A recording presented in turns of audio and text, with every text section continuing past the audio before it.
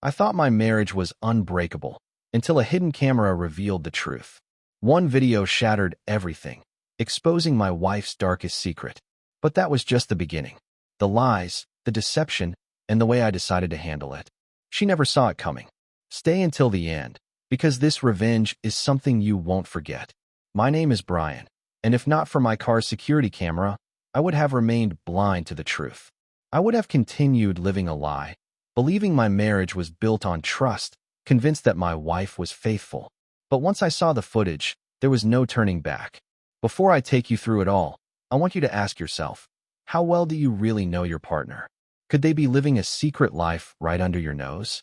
I used to believe without a doubt that my wife, Caroline, was loyal. And yet, here I am, telling you this story. So stick with me till the end. I want to know, what would you have done if you were in my shoes? Would you have handled it the same way, or taken a different path? Let's get into it. Caroline and I had been married for 7 years. I never had a reason to doubt her. To me, love meant trust. You don't play detective in a healthy relationship. You take their word for it. That belief never wavered.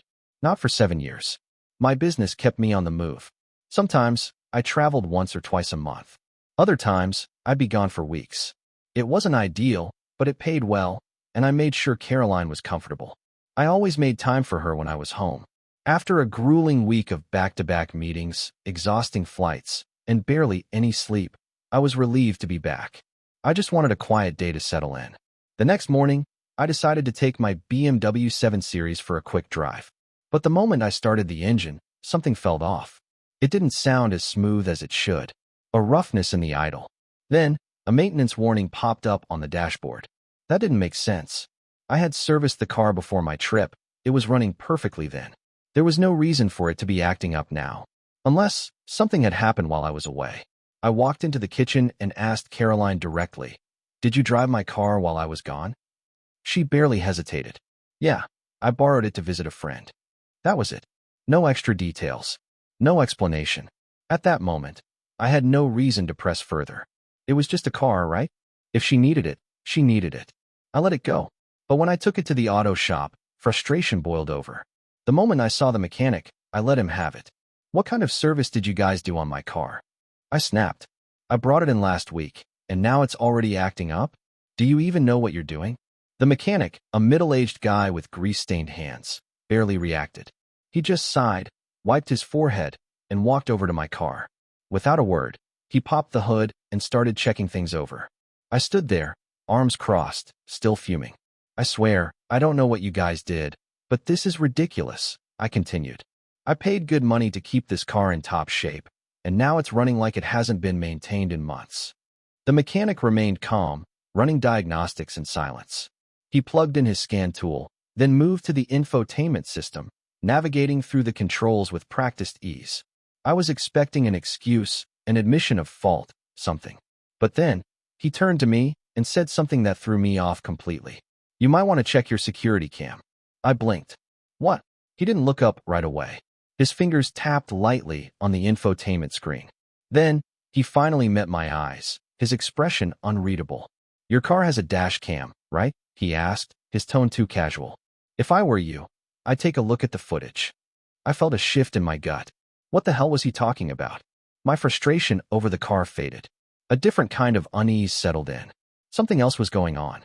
I pulled out my phone, opened the dashcam app, and hovered over the latest recordings. For just a second, I hesitated. I had no idea what I was about to see. The footage started with Caroline unlocking my car, getting in, and driving off like it was just another day. Nothing unusual. She went exactly where she told me she had, her friend's house.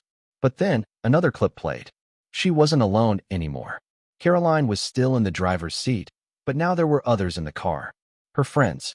They were laughing, chatting, excited about something. I frowned. This wasn't what she told me. She had only mentioned going to her friend's house. She never said anything about going out together. I kept watching as they pulled out of the driveway and hit the main road that night. I recognized the route immediately. I knew exactly where they were heading, a nightclub. I paused the video, trying to make sense of it. Caroline never mentioned a girls' night out. If it was just harmless fun, why didn't she tell me? Confusion swirled in my mind, but I wasn't prepared for what came next. A third clip popped up on the screen, Timestamped hours later. Caroline was still in my car, but her friends were nowhere in sight. Instead, she had company, a man I didn't recognize. They were parked in a dark, empty lot. The dim glow of the streetlights barely illuminated the car's interior, but I could see enough. I could see everything. Caroline and this man leaned toward each other, faces close, whispering things I couldn't hear. Then, without hesitation, she kissed him. My stomach dropped. I watched as they melted into each other, hands roaming, bodies pressing together like they had been starving for this moment. This wasn't a mistake. This was passion. This was deliberate. They stopped briefly, laughing softly, before Caroline handed him the keys. He slipped into the driver's seat, and they drove off together. I didn't even have to guess where they were headed. The next turn led straight to a hotel. I sat frozen, my mind struggling to process what I had just seen. Only hours before, I had called Caroline while I was still away. I asked what she was up to, just checking in, like I always did. She told me she was home. She had lied. Without hesitation, without guilt. I should have been paying attention to the mechanic working on my car, explaining something about a rough idle issue. But his words were just background noise. My mind was stuck on the brutal reality playing out on my screen. If the security camera hadn't captured this, I would have never known. I would have come home, kissed her, slept next to her, and carried on as if nothing had happened. But now I knew, and there was no coming back from it. That evening, I sat across from Caroline in the living room. The house was quiet except for the faint hum of the refrigerator. She scrolled through her phone, oblivious to what was coming. I took a deep breath, keeping my voice calm. "How was your weekend?" I asked, watching her closely. She barely looked up. "It was fine," she said casually. I nodded as if I believed her. "Did you go anywhere fun?" She hesitated for a fraction of a second, just enough. Then she shook her head. "No, I was home all day, just relaxing." Another lie, smooth and effortless. I let the silence stretch between us before placing my phone on the table. I unlocked the screen and pressed play. The footage showed my car pulling out of the driveway, Caroline in the driver's seat. Her head snapped toward the screen, eyes widening. She sat up straight. "What's this?" Her voice wavered. I didn't answer. I just let the video keep playing. It showed her meeting her friends, all dressed up, laughing, heading into the nightclub. I glanced at her. She was blinking rapidly, her mind scrambling for an excuse. "It's not what it looks like," she muttered, her voice unsteady. I didn't say a word. I skipped forward. The next clip showed her in the parking lot, tangled up with that man, kissing him like he was the love of her life. That's when she lost it. She shot up from her seat. "Brian, let me explain." Her hands were shaking now, her voice desperate. I was drunk, I wasn't thinking straight. I still didn't speak. I simply fast-forwarded to the part where they drove off to the hotel. That was when she finally broke. She collapsed back into the chair, covering her face with her hands. "I messed up," she whispered, barely audible. "I didn't mean for it to happen. I was drunk. I wasn't thinking straight." I stared at her, feeling nothing but disgust. That was her excuse? Alcohol. As if she had just tripped and fallen into his arms? So my wife turns into a loose woman the moment she gets drunk. I said coldly. She flinched, but didn't argue. And that's when it hit me. This probably wasn't the first time. She was too comfortable lying to me. If my car's camera hadn't recorded her, would she have ever told me? Or would she have kept smiling, kissing me, sleeping next to me, all while betraying me in secret? I looked at her, the woman I had spent 7 years with, and realized I didn't even know who she was anymore. If this was just one night that I happened to catch, how many other nights had there been? How many times had she lied to my face while I was out working hard, trusting her? The more I thought about it, the angrier I got. I wasn't just losing my wife. I was losing my entire sense of trust. I spent the next week trapped in my own thoughts, replaying everything in my head. I wanted to believe there was some way to fix this, but there wasn't. The woman I trusted could lie to my face so easily. If she could do it once, she could do it again. I couldn't live like that, constantly questioning, constantly wondering what else she was hiding. Trust, once broken, doesn't just come back because someone cries and apologizes. By the 7th day, I knew there was no moving forward. That evening, I called Caroline into the living room. She must have sensed something was coming because she sat down cautiously, gripping the hem of her shirt like she was bracing for impact. I didn't waste time. "We're done." No drawn-out explanations. I gave her 2 options. First, we could divorce quietly, no drama, no mess. She would leave, and we would go our separate ways. Or, if she wanted to fight me on this, I had proof. The footage didn't lie. I would make sure everyone saw exactly who she was when she thought no one was watching. I saw the panic settle in her eyes as she realized there was no way out of this.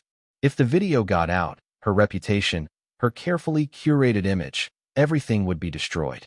She opened her mouth probably to beg, to make another excuse, but then she closed it again. She knew there was nothing she could say to change what had already been done.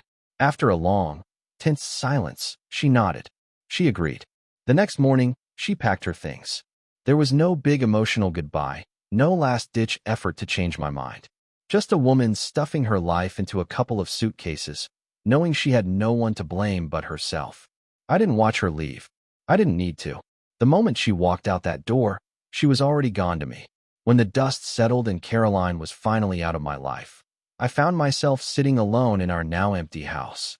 I quickly learned that moving on wasn't as simple as just signing divorce papers. The wound didn't close overnight.